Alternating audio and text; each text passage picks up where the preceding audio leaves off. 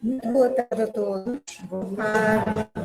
Boa tarde aos que nos acompanham em casa. Hoje começo por eles, para ter, alguma vez terem a primazia de serem cumprimentados e cumprimento bem os que se encontram na Casa Espírita.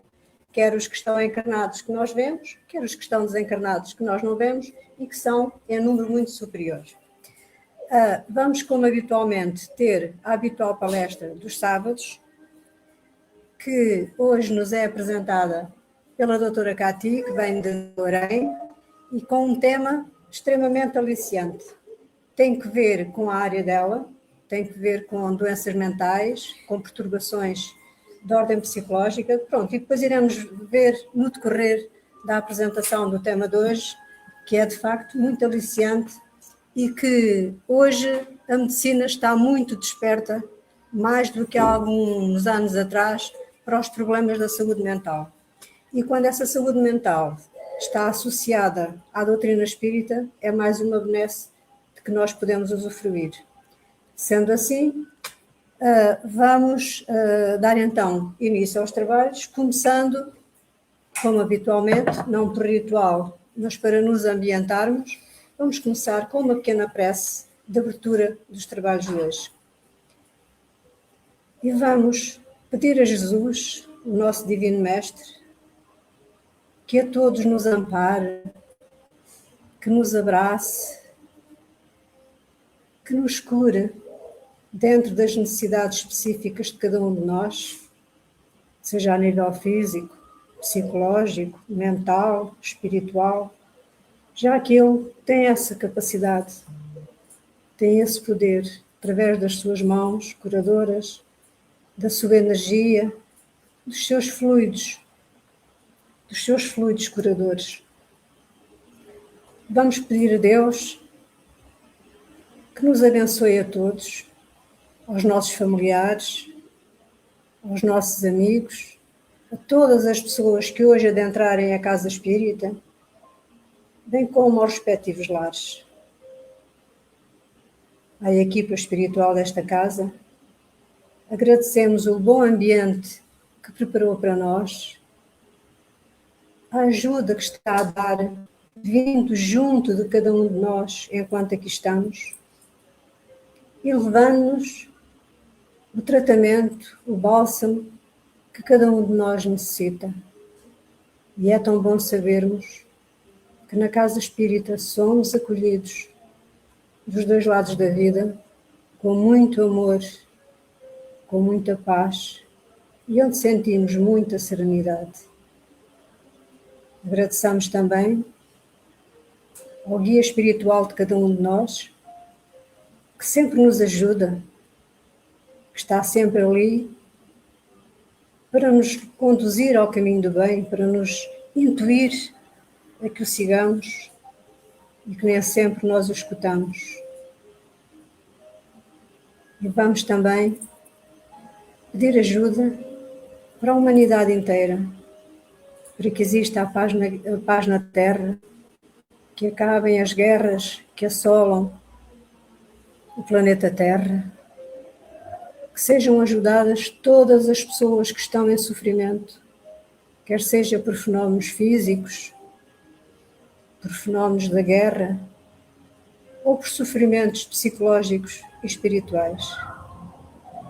Que todos nós, que todas estas pessoas, sejam transportadas nos braços de Jesus e sejam acalentadas para diminuírem as suas dores. Que assim seja.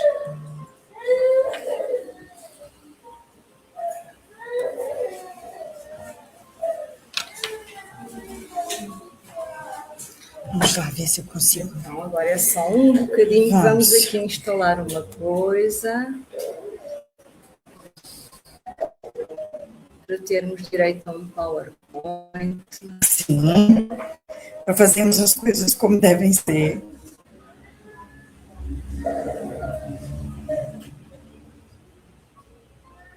O teu está desligado, não é? Tem que ser. Mas eu abro o meu. O meu está aqui, se eu vai, quiser. Vai lá. porque Fazer por o tempo. sim, porque é mais rápido, depois eu só faço logout.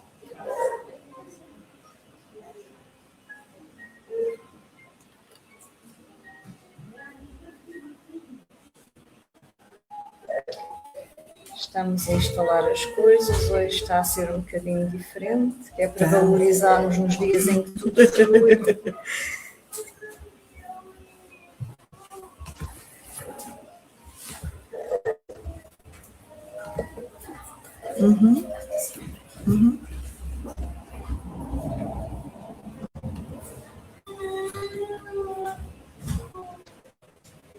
Fazer o download para ela depois entrar. Posso? Download. Posso? Pode. Foi o que eu fiz, eu acho que eu fiz o que Tem que ficar no ambiente. de trabalho que é para depois Aham. ela... Ah, ok, Onde entendi. é que está? Antes de abrir. Entendi. Entendi para o WhatsApp. Diminuir aqui. Isso, tá aí. Já saíste?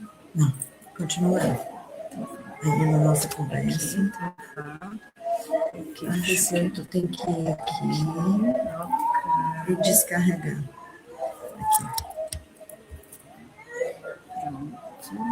Ok.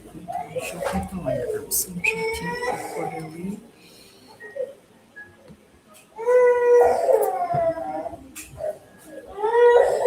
Acho que já foi. Vamos ver. Vamos ver aqui qual é. Ainda não está quase.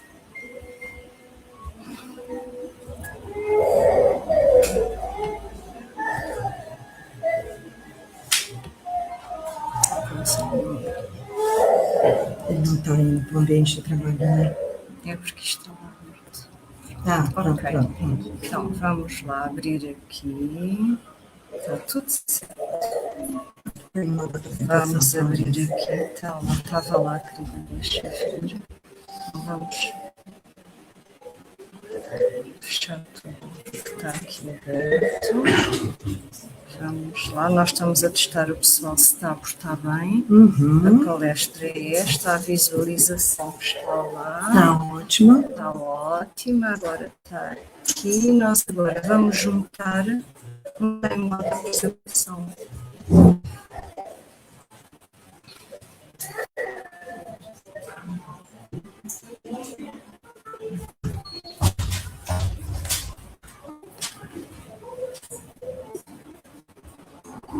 Engraçado que há um bocado estava. Pois é, duplicar.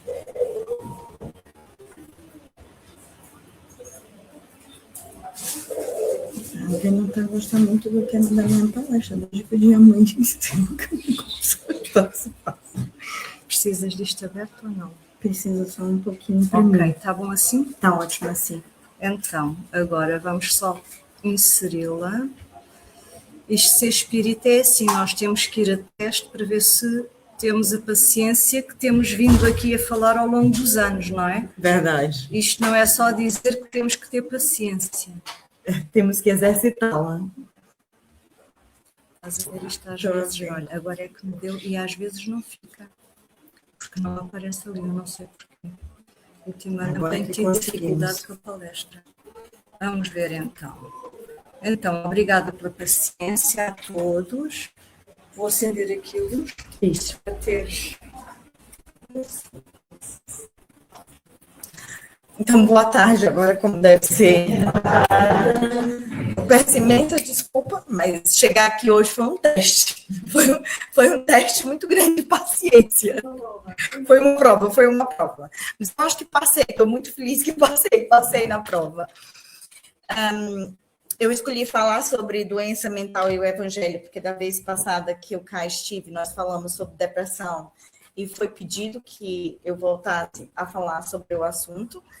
E eu achei que a gente devia falar de doença mental no evangelho, mas não o evangelho só como instrumento de cura da doença, porque algumas vezes não vai haver uma cura, mas do evangelho como cura da dignidade do doente, que pode ter sua dignidade restaurada, adquirida de volta para o convívio entre os seus entes queridos, né?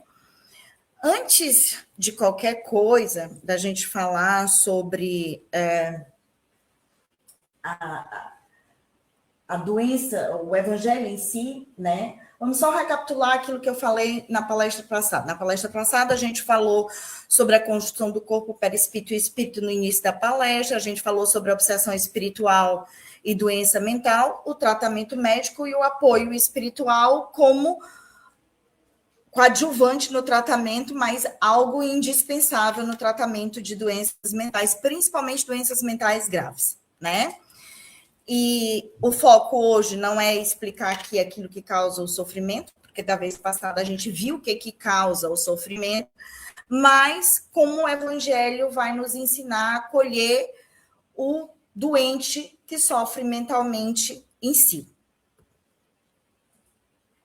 Então, aqui tem alguns exemplos daquilo que nós chamamos de doença mental. Eu pus chamamos porque não está todas aqui e algumas virou modinhas, né, na internet. Então, a ansiedade, transtorno bipolar, a esquizofrenia, o burnout, muito falado, né? O TOC, que é o transtorno obsessivo compulsivo, e os transtornos alimentares, a bulimia, a anorexia, que são termos que, de certeza, vocês já ouviram falar em algum canto. Numa novela, num pôster de rede social, já ouviram aqui falar. Então, generalizar é a primeira forma de fazer o mal a quem sofre da doença. E é o que está acontecendo com essas doenças mentais, né, que eu estou falando. Fulano é bipolar. Se a gente fosse assim, toda mulher era bipolar, porque a gente é dual. É provado hoje pela cronobiologia que nós somos duais. Dentro da mulher tem 3 ciclos. É demais. Não temos como não estar em polaridades diferentes às vezes, né? Mas durante muito tempo as mulheres foram consideradas histéricas, o histrionismo virou um transtorno, depois que somos bipolares, né? E isso não influencia só aqui os tabus em relação à doença, mas deixa-se que quem está doente de verdade possa ser tratado como deve ser, e alguém que não tem a doença possa ser diagnosticada por um vamos nessa onda, de maneira errada, e estarmos impingindo o sofrimento a quem, na verdade, tem outra coisa, não essas generalizações. O que está na moda agora é o autismo e o narcisismo. Não sei se vocês já viram isso, né? Todo mundo é narcisista, lógico, mas todo mundo tem ego, né? Todo mundo é um pouco egóico, né? Acho que é isso que o evangelho diz, que a gente veio diminuir o ego e o orgulho, veio quebrar o ego e o orgulho. Então, essas comparações constantes nas redes sociais também ajudam no mal entender o que são as doenças mentais, ajudam no mau tratamento e na prolongação do sofrimento do paciente. Aí eu trouxe aqui o Rossandro Kingsley, ele é um psicoterapeuta, um psicólogo brasileiro, né? Um palestrante muito famoso no Brasil. Eu gosto muito do Rossandro. Já teve que postar aqui online. Ai, que maravilha! Eu sei. A vida dele é muito corrida. Mas o Rossandro é, assim, um ídolo para mim. Acho aqui o trabalho do Rossandro, clinicamente falando, em termos de psicologia espiritual, fantástico, né? E ele fala uma coisa que eu concordo muito. A gente vive num ambiente de comparação permanente. Diferente, por exemplo, de 2 gerações atrás, até de 1 geração atrás. Por quê?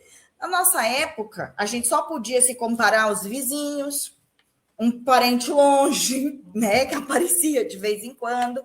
Nós não tínhamos essa globalização através da internet que temos hoje, do qual nós estamos expostos, tanto positivo como negativamente. E isso faz com que haja números elevados em relação a pessoas que sentem ansiedade e que vai reduzindo a nossa quantidade de empatia. Ou seja, vai reduzindo a capacidade de nos colocarmos no lugar do outro para tentar perceber o que se passa. Porque como a coisa se torna tão normal, ok, para que eu vou me preocupar? Todo mundo tem mesmo ansiedade daí, né? porque é isso que essa generalização e essa comparação acaba levando a isso, principalmente na geração mais nova, né? Nessa geração é que fica mais claro, fica mais visível o impacto que essa generalização e que essa comparação constante tem, né?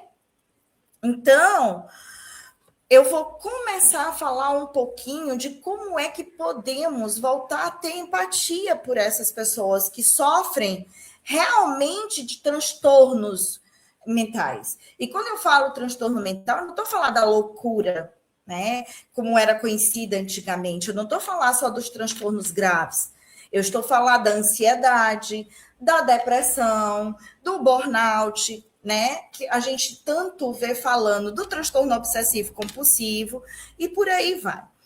Então, aqui a gente já vai começar a falar de como é que a gente volta a ter compaixão, que a gente volta a se colocar no lugar do outro. E só existe um caminho, e o evangelho é ele. Não dá para fugir dele. Inclusive, Cristo é bem claro. Ninguém vem ao Pai senão por mim. Não é verdade? Ele não diz isso. Então, o que ele quis dizer com isso? Isso é bem mais amplo do que nós podemos imaginar quando ele diz isso. Quando ele diz, ninguém vem ao Pai senão por mim, ele diz, ninguém vem ao Pai se não tentar alcançar a reforma íntima e a evolução espiritual necessária para ter um acesso mais direto a Deus. E ele é o exemplo. Ele é o nosso maior exemplo. E aqui eu vou trazer uns pequenos relatos, porque no Evangelho, se vocês forem observar, ou na Bíblia, ou no Antigo Testamento, a gente vai ver sempre menções a possessos. Sempre vai haver menções aos possessos. E os possessos eram os doentes mentais do antigamente, lá da época de Cristo. Eu falo que não foi da época de Cristo, porque na Idade Medieval também havia os possessos e eram queimados como endemoniados, como bruxas. Até a década de 1970, 80, é quando a psiquiatria vai começar a passar por uma reforma, mas continuávamos a ter os possessos, né? Então, essa saída desses possessos para entender o que é muito pouco tempo, se a gente for ver assim, né? Então, ele fala sobre o homem de Gerasa. Eu não sei se vocês já viram essa passagem. E nessa passagem, ele é bem clara. Ele dizia, vivia isolado entre os sepulcros, acorrentado pela própria comunidade, temido, rejeitado e tratado como um preguiçoso. Aqui, perigoso, quer dizer, desculpa. Aqui a gente vê, aqui a gente vê claramente como eram vistas as pessoas que tinham problemas mentais. E se a gente for ver, aqui nós estamos vendo uma passagem da época de Cristo em que ele diz que essa pessoa estava acorrentada, isolada, separada da sociedade. Ou seja, a parte da sociedade, né? A margem, era um marginal, ele estava à margem da sociedade. Mas isso acontecia há bem pouco tempo.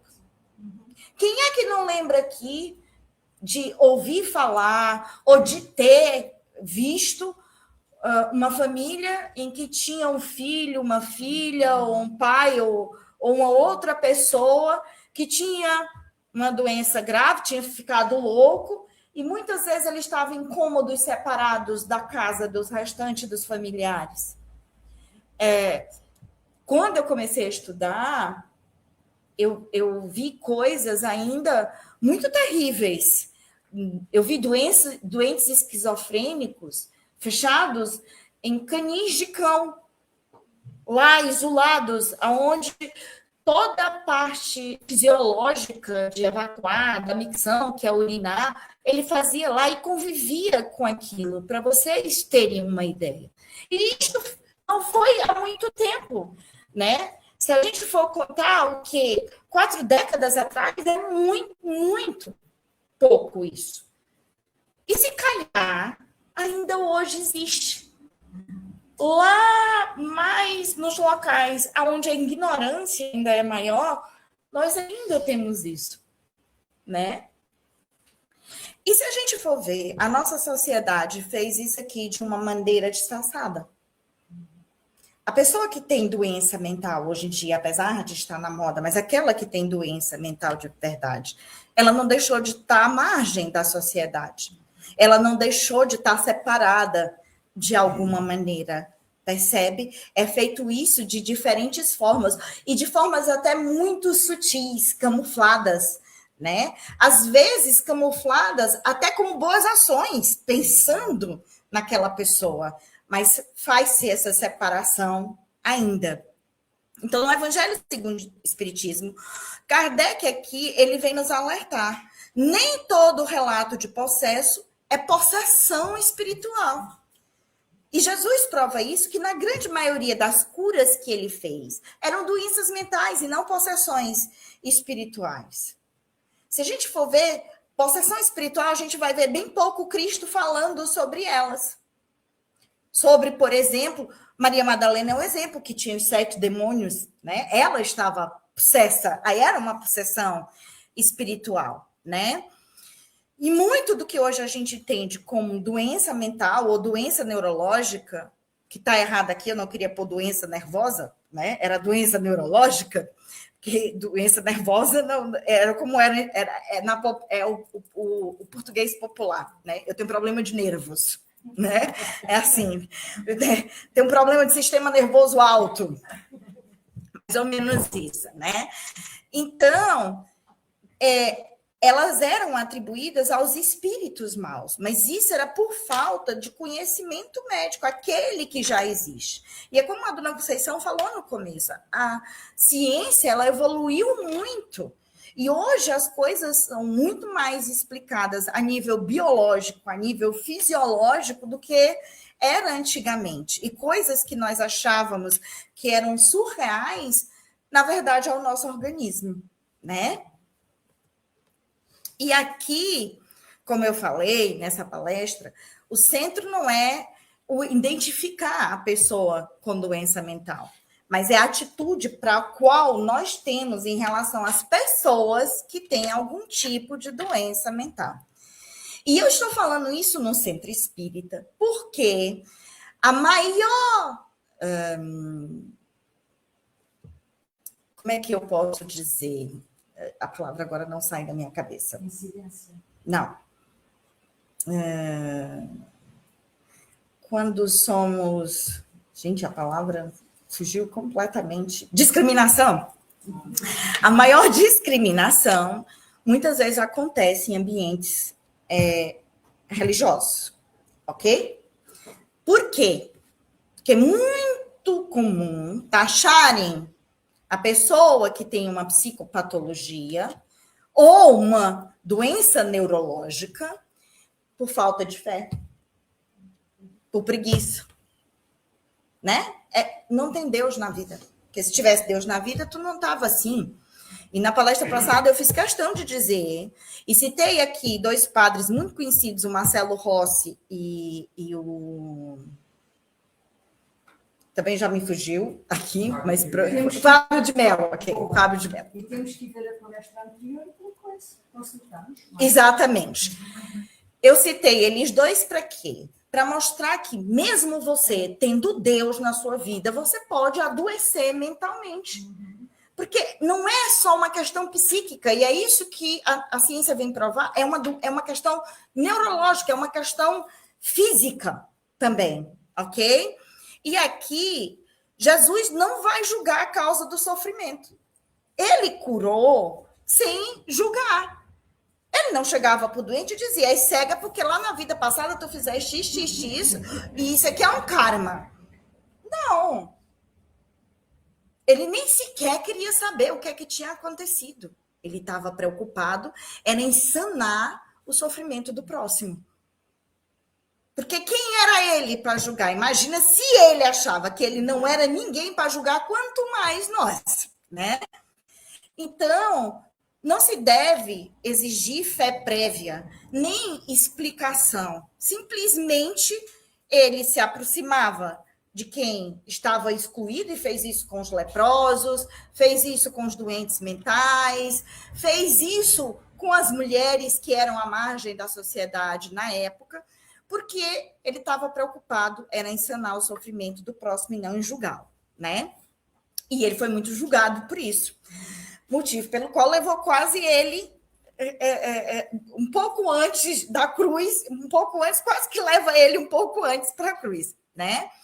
Então, quantos hoje ainda vivem isolados nos sepulcros, como ele diz lá na passagem do processo, não por correntes físicas, mas pelo medo alheio, pelo silenciamento.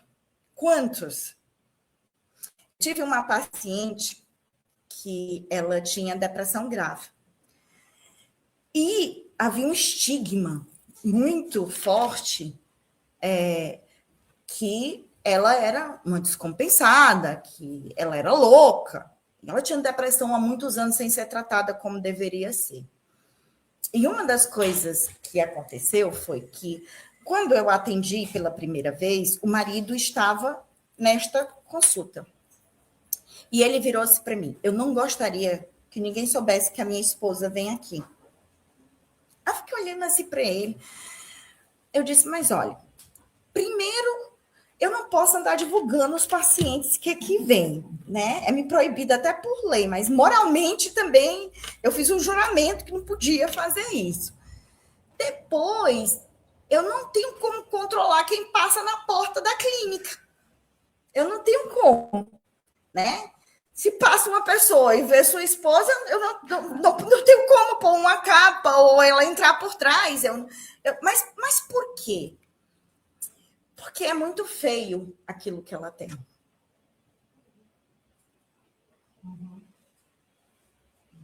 Ela dá muito trabalho, ela é uma vergonha para a família.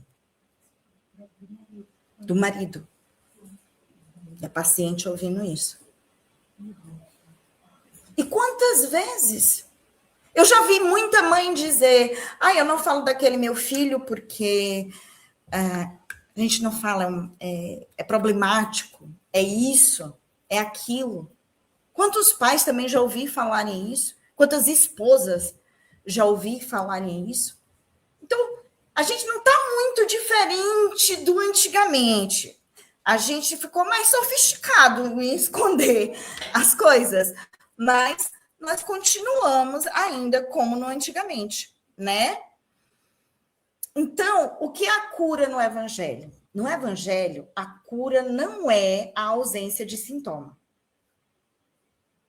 Cristo não promete o milagre da cura total. Ele promete, é tanto que ele diz: bem-aventurados os aflitos, ele também está falando das doenças mentais aqui. Vinde a mim os aflitos. Quando ele diz isso, vinde a mim os aflitos, porque eu me coloco no vosso lugar, porque eu entendo o vosso sofrimento e porque eu estou aqui para você. É assim que ele se comporta. E é isso que é curar no Evangelho. Eu não me lembro se falei isso na palestra passada ou não, mas depois vocês podem dar uma olhada na palestra que ficou gravada.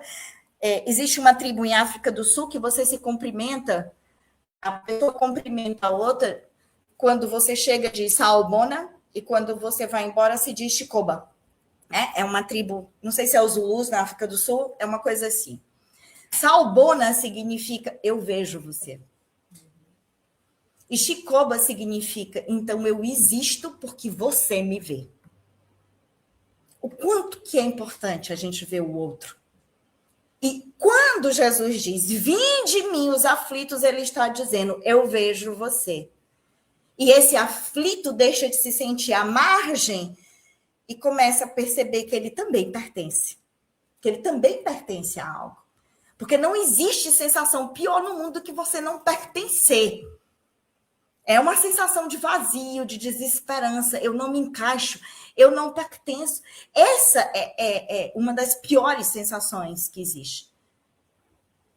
E, infelizmente, são muito pouco, talvez só 5% dos pacientes que tenham passado por mim clinicamente, nós estamos falando de 21 anos de trabalho, em que não se sentiram dessa maneira, à parte. Em que Deus chegava me dizendo, mas eu não me encaixo.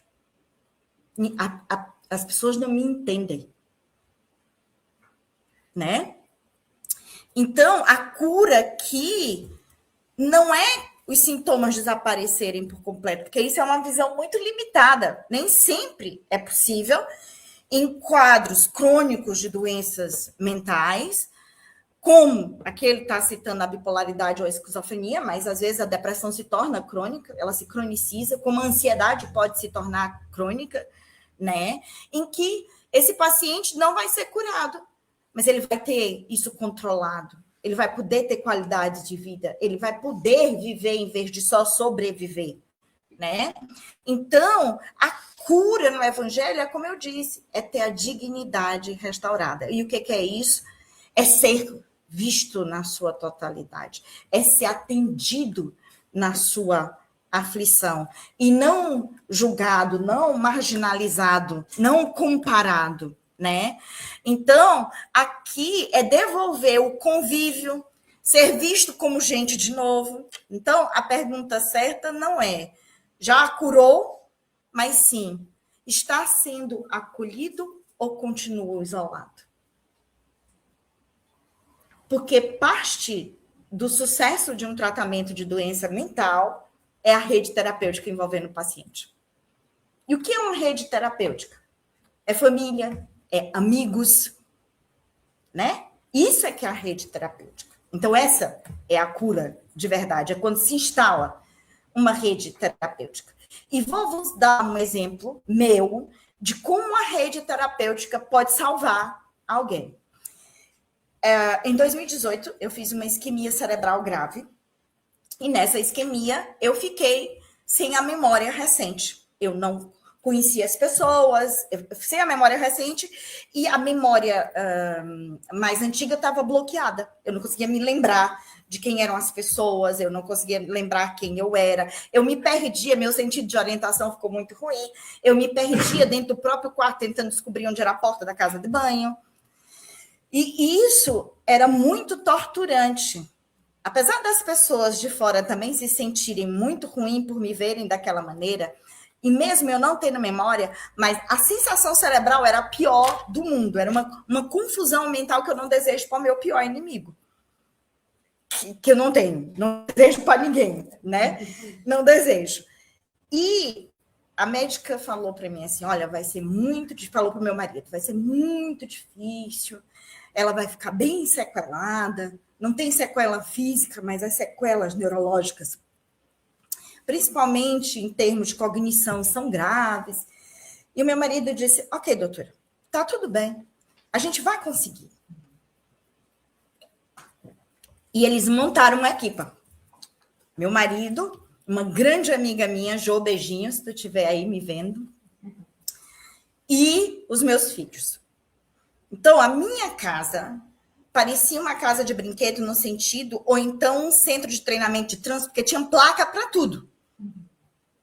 Eles treinavam plasticidade cerebral comigo de manhã, de tarde, de noite, de manhã, de tarde, de noite. E eu tinha uma filha estudando para fazer prova para medicina, eu tinha um filho que tinha começado o segundo ciclo e um bebê pequenininho. Então, era muita coisa junta. O resultado dessa grande rede terapêutica e de cada um deles ter me visto e me acolhido foi que em 4 meses eu estava sem nenhum dos sintomas que a médica achava que eu ia ficar. E ela disse, não foi a medicina que curou você. Que eu não estou curada, porque se eu me estresse, as sintomatologias voltam um pouco ainda. Mas... Então, quando eu não estiver assim, dizendo coisa com coisas, vocês já sabem que é porque eu fiquei um pouco estressada, um bocadinho de nada. E ela disse, eu não sei como vocês fizeram isso, mas precisam me dizer como, porque eu preciso implementar isso aqui com outros pacientes, porque isto foi um sucesso. Então, o que foi? Foi amor, foi acolhimento, foi visão, foi compaixão. E eu não teria feito nada disso se eu não tivesse uma rede terapêutica. Então, eles fizeram o quê? Trouxeram dignidade de volta para a minha vida. Então, eu me curei. E é isso que nós precisamos fazer aqui, e Jesus bate nessa tecla o tempo inteiro dentro do Evangelho, em relação a isso, né? E aí o Rossandro fala desse deserto interior, de quando a pessoa, como eu disse, não é vista, né? Que ela se sente à margem, que não sente que não está pertencendo. Então, é os períodos de vazio e crise, que se tiver a rede terapêutica, para que ele perceba que ele está sendo visto, para que ele perceba que a doença já faz isso por si mesma, que ele está sendo incluso, então, esse espaço de autoconexão que ele vai ter, porque existe uma rede sustentando ele, vai também fazer com que ele se reconecte com aquilo que é sagrado. Com quem? Com o sagrado em nós, com a parte divina que existe dentro de nós. E essa parte divina é ela que nos cura, porque é essa parte que tem fé. E o que é que Cristo diz? Não fui eu que te curei, mas a fé que tu tinha em ti. Foi isso que te curou. Ele não falou em várias vezes isso. Ele não diz, não fui eu que te curei, foi a tua fé que te curou, né? Então, Jesus, ele vai atravessar 40 dias no deserto antes de assumir uma missão pública. Antes dele voltar e dizer, ok, agora eu sou Jesus de verdade, vamos lá fazer o que eu tenho que fazer. E nesses 40 dias, foi o período de prova, de muita prova, dele ter que... Obrigada, meu amor. Dele ter que lidar com as sombras dentro dele mesmo.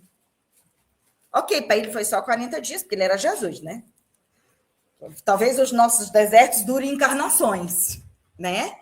Mas isso não quer dizer que não vamos conseguir, porque ele é a maior prova que se ultrapassa. Então, as provas, as expiações e o risco de culpar. O que eu quero dizer aqui com isso? É que muitas vezes a pessoa fica doente, como eu disse antes, que é um karma. Isso aí é uma expiação que ela está passando. Não, isso aí é o karma dela, né? Então, isso não é caridade. Não é. É na melhor das intenções, mas não é caridade. A pessoa pode estar até não dizendo por maldade, está tentando fazer com que o outro entenda o sofrimento, dizendo, não, mas isso é o karma e tal. Não. Isso, na verdade, é uma forma sutil de afastar e de culpar a pessoa. Porque quando eu digo que é o karma, eu digo, você que é responsável por isso, e mais ninguém. Então, você que tem que se virar, não sou eu. Então, nosso papel aqui, diante do sofrimento, não é julgar a origem do sofrimento, é socorrer. Porque a caridade, ela sempre apoia a pessoa e não se apoia no julgamento, né? E aqui, o Rossandro, ele traz um critério prático, né? Que quando os recursos da gente, o nosso conhecimento, os recursos que temos não bastarem para lidar com o que a vida exige, isso já é um sinal de alerta, ok?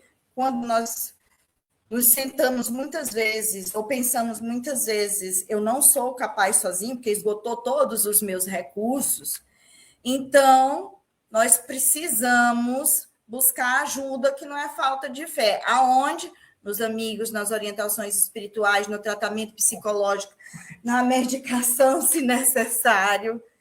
Muito obrigada por vocês estarem me vendo, estarem sendo compassivos para com a minha suadeira e o calor que eu estou sentindo. Nesse local aqui se pratica caridade. Então, é aqui que a gente precisa buscar de volta essa força, esses recursos que deixamos de ter, né?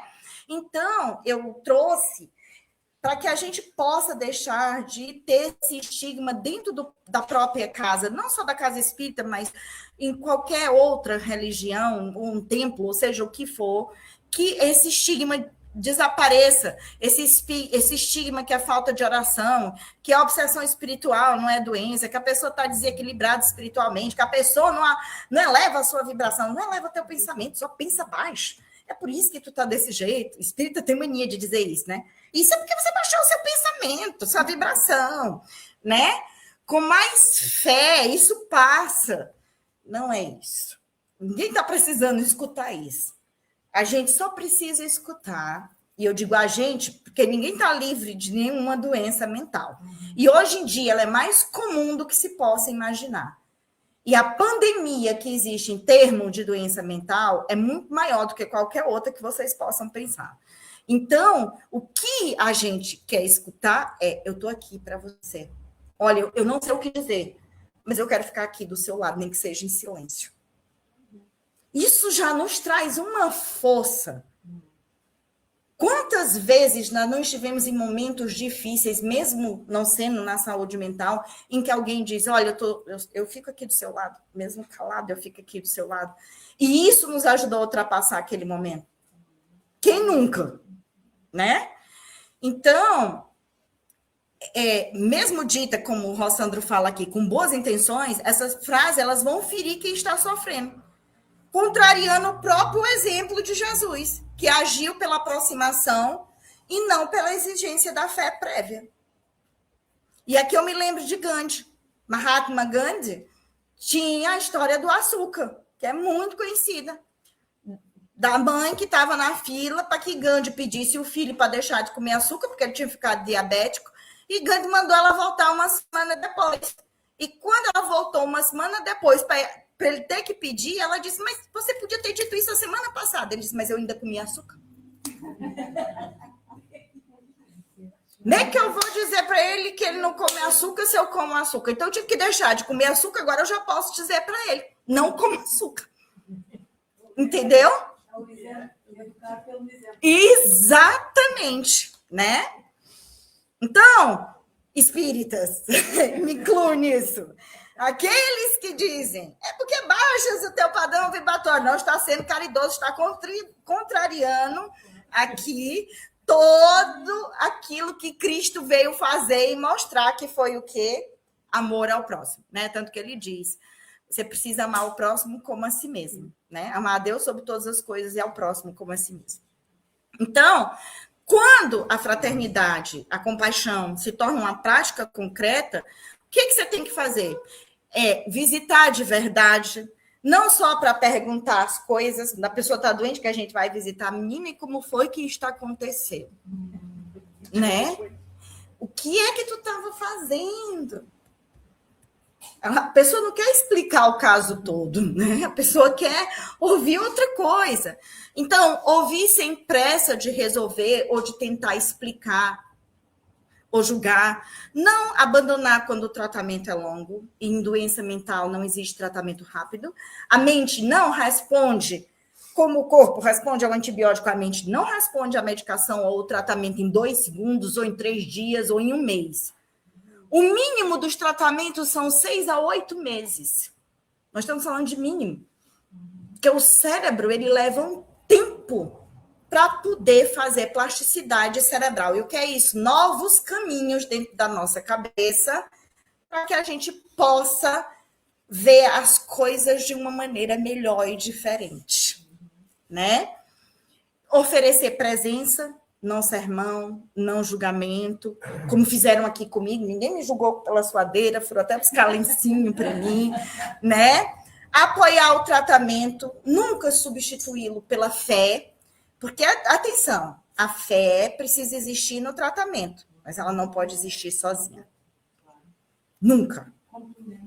Inclusive, o que é o espiritismo, se não é ciência, religião e o quê?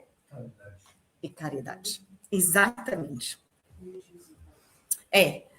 Então, amor e perdão são condições essenciais para lidar com quem tem problemas de saúde mental. O perdão que oferecemos ao próximo e o perdão que aprendemos a oferecer a nós mesmos, como diz o Rossandro, é aqui o maior ato que nós podemos fazer pelo outro e por nós. né? A fraternidade evangélica, ela é um convite a nos tratarmos com mais compaixão, para sermos mais compassivos, né? Então, vamos pensar em alguém, na convivência em que a pessoa não tem, de quem está isolado. Vamos lá imaginar, que fôssemos nós, estivéssemos isolados. Ninguém para conversar. Vivêssemos trancados completamente à parte. Não por correntes físicas, mas pelo silêncio, pelo medo do julgamento. O que é que os outros vão pensar? Essa frase assombra a alma. O que os outros vão pensar? O que os outros vão falar? E o doente escuta muito isso de quem está ao redor dele. O que é que os outros vão pensar? O que é que os outros vão falar? Né? Então, aqui é onde a gente tem de deixar essa atitude e ser um pouco mais como Jesus e um pouco menos como a multidão. Nós não podemos ir na multidão. Não é porque todo mundo faz isso que eu vou fazer. Aliás, a gente só vai conseguir alguma coisa quando a gente perceber que tem que deixar de fazer o que está todo mundo fazendo. Porque na grande maioria a gente está fazendo coletivamente errado. Né? E com isso, eu queria mostrar aqui que no Evangelho, o que a gente vai ouvir sobre saúde mental não é uma explicação clínica, mas sim um mapa para ajudar na cura de quem está sofrendo. E o sofrimento, ele não é só mental, e aqui podemos expandir esse sofrimento para tudo. É o sofrimento moral, o sofrimento físico, o sofrimento financeiro, o sofrimento social. E é só o que existe hoje. Hoje nós sofremos muito, muito mais do que já sofremos. Mas como assim?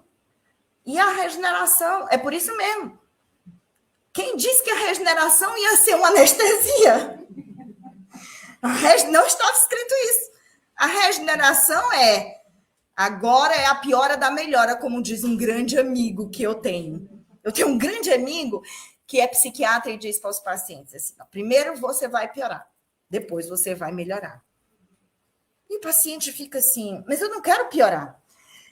Não tem como melhorar se não piorar. Porque no começo do tratamento, nós vamos ter que lidar com coisas que nos adoeceram e que a gente quer esquecer. Mas é isso que está nos levando a adoecer. E é óbvio que quando mexemos na lama, as coisas ficam turvas, né? Então, vai haver ali uma piora, mas essa piora é a piora clínica da melhora. É assim a regeneração, é a piora da melhora. Então, é por isso que hoje nós somos muito mais exigidos para que realmente se perceba se nós já estamos sendo compassivos, se estamos de verdade nos colocando no lugar do outro, se evoluímos coletivamente. Como foi que isso ficou? Na verdade, nós estamos no grande teste da coisa. Esse é o teste. E se passarmos, vai ser uma faculdade maravilhosa. Né? Mas, por enquanto, temos que estudar e temos que fazer os testes. Não tem como fugir, a lei de progresso não impede isso. Eu deixo aqui as bibliografias, as referências, para que vocês também possam consultar depois. A Paula ficou com a palestra salva, depois ela pode publicar o PPT, né, o PowerPoint da palestra, para que vocês possam ver. E abro esse espacinho pequeno, que eu não sei se a gente ainda tem. Temos, não temos? Que eu esqueci agora do mundo. Para que vocês possam me perguntar, falar. Porque eu acho importante que na doutrinária não seja um monólogo. Acho muito importante que a gente possa discutir sobre aquilo que foi falado. Nós só estamos a fazer aqui uma alteração. Como é que fala-me? O pessoal lá em casa não vai ficar a ouvir as perguntas e respostas. Boa. Queixam-se que não ouviram, ela disse boa. Boa, mas espera aí, não, calma, eu vou me justificar. É porque vocês não ouvem as perguntas. E fica confuso aqui para mim, porque eu vou dizendo coisas sem nexo, que parece sem nexo para vocês, porque quem consegue escutar sou eu. É só por isso. Mas acho que existe uma solução.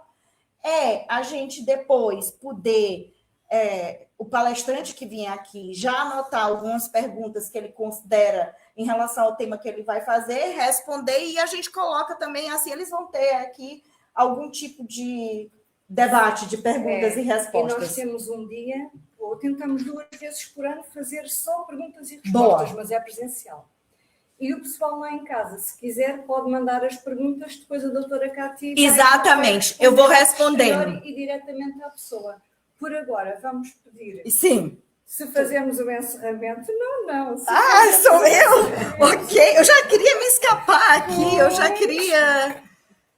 Uma prece de encerramento para o pessoal lá em casa. Nós aqui depois vamos continuar com mais 5 minutinhos de perguntas e respostas, ou 10, e depois damos seguimento aos trabalhos, tá? Sim. Da nossa parte, vamos agradecer. Vamos. Venha, tão bom, obrigada. Tudo foi ultrapassado. Pois foi. Também fiz uma prova. Passei na prova! Muito bem. Passei na prova! Muito mesmo, com mérito. Pois foi. Com mérito mesmo.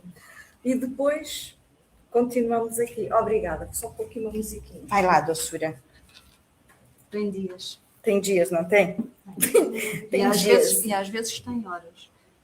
Acho que eu preciso falar sobre menopausa e espiritismo. Próximo tema. É o próximo. Eu acho importante a gente falar disso. Em que a gente vive literalmente o inferno de Dante. É uma coisa assim, parece que eu estou descendo as degraus do inferno, é uma coisa horrorosa.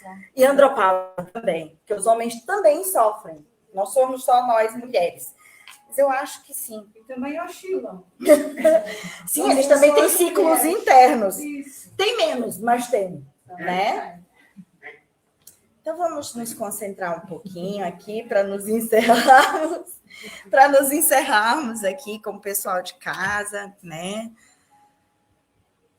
Vamos agradecer a Deus esse momento.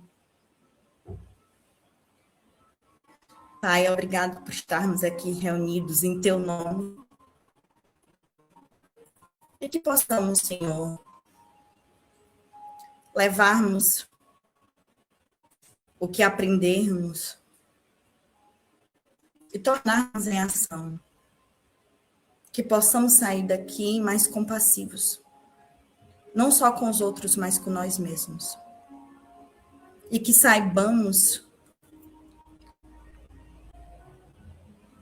unir as nossas mãos uns nos outros.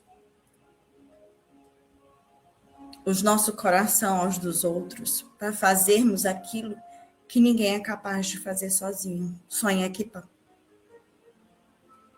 Que possamos ter sempre isso em mente, Senhor. Que o Senhor abençoe todos aqueles que estiveram cá online, fisicamente. Os que estiveram fisicamente, mas não materializados. E que sempre a Tua luz nos acompanhe. Hoje, amanhã e sempre. Que assim seja, graças a Deus.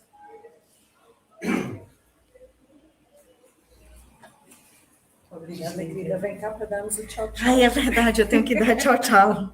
Temos que dar o tchau, tchau. A menopausa mexe com a memória também. Para a semana a mais é sempre diferente. E já sabem, vão às casas espíritas, certo? Certo.